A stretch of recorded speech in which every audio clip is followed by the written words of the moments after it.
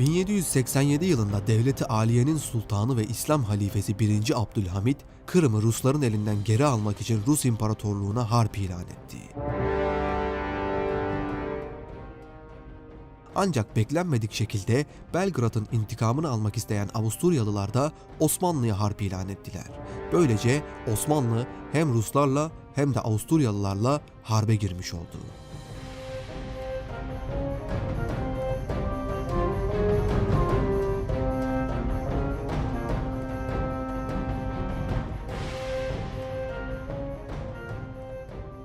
Sultan 1. Abdülhamit bu durum karşısında öncelikle Avusturya'ya gereken cevabın verilmesini, ardından da Rusya ile savaşılmasını emretti. Osmanlı orduları Sofya'dan harekete geçti.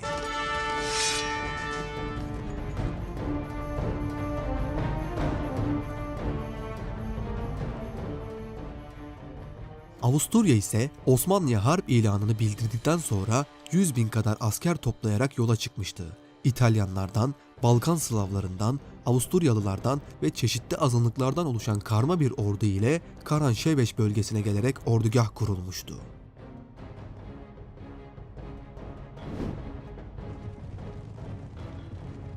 Avusturya ordusundan bir süvari birliği savaş alanını keşfetmek ve Türklerin nerede olduğunu tespit etmek için keşfe çıkartıldı.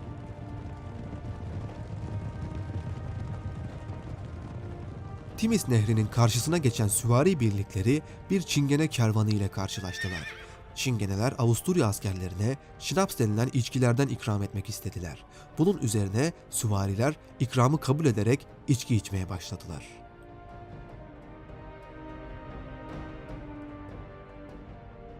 Aradan saatler geçmişti ve akşam olmak üzereydi. Ordugahtaki komutanlar süvarilerin durumunu merak etmişti. Süvarilere bakması için bir piyade alayını gönderdiler.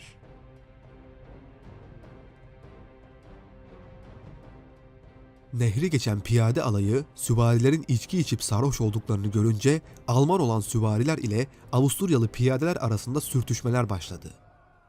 Avusturyalı bir piyade taşkınlık yapan bir süvariye silahla ateş edince işler iyice çığırından çıkmış ve sarhoş olan süvariler ile Avusturyalı piyadeler kanlı bıçaklı birbirine girmişti. Bu kavga esnasında sarhoş olan askerlerden bazıları karşısındakileri korkutmak için "Türki, Türki" yani Türkler diye bağırınca bir anda silahlar patlamaya başladı.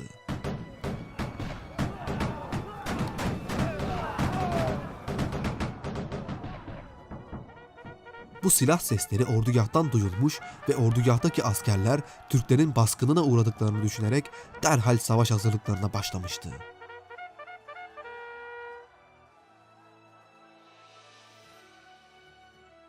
Birbiriyle harp eden piyade ve süvarilerin subayları askerleri yatıştırmak için Almanca dur anlamına gelen "Halt, halt, halt" diye bağırıyorlardı. Avusturyalı askerler bu nidaları Türklerin savaşırken çıkardıkları Allah Allah nidaları sanmıştı. Bunun üzerine askerler arasında müthiş bir kargaşa çıktı ve tüm askerler nehri geçerek ordugaha doğru hızla kaçmaya başladı.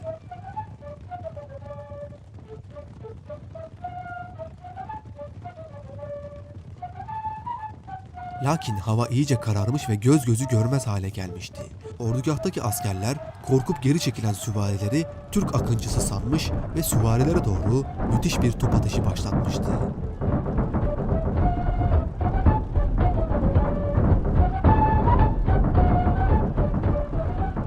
Bu hengamede ordugaha giren sarhoş süvariler ile ordugahtaki askerler arasında bir muharebe daha yaşandı.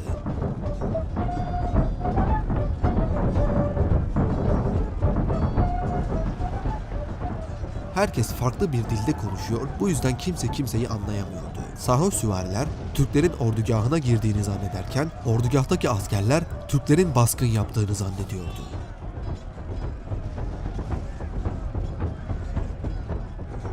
Böylece bütün askerler korkup kaçarak ordugahı terk etmeye başladılar. Lakin ortada ne bir Türk vardı ne de bir tehlike.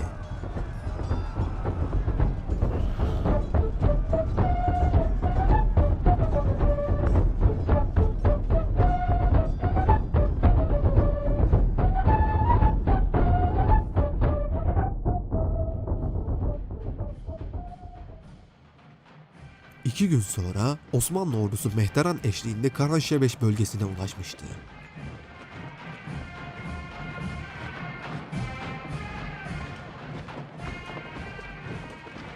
Buraya geldiklerinde ilginç bir manzara ile karşılaştılar. Yerlerde 10.000'den ziyade ölü düşman askeri yatmakta ve terk edilmiş ordugahta ganimetler bulunmaktaydı.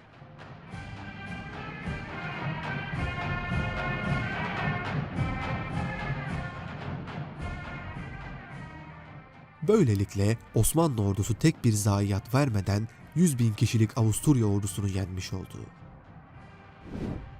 Karanşebeş şehrini kolayca ele geçiren Osmanlı ordusu, kuzeyde Ruslara karşı ise bu kadar şanslı değildi.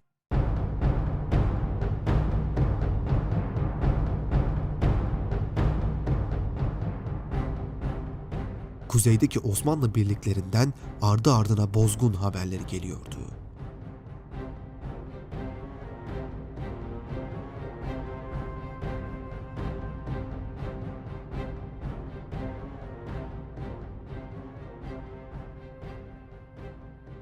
Sultan 1. Abdülhamit, Özyi Kalesi'nin Rusların eline geçtiğini ve orada 30.000 Osmanlı askerinin şehit edildiğini duyunca bunun üzüntüsüne dayanamayarak oracıkta ruhunu teslim etmişti.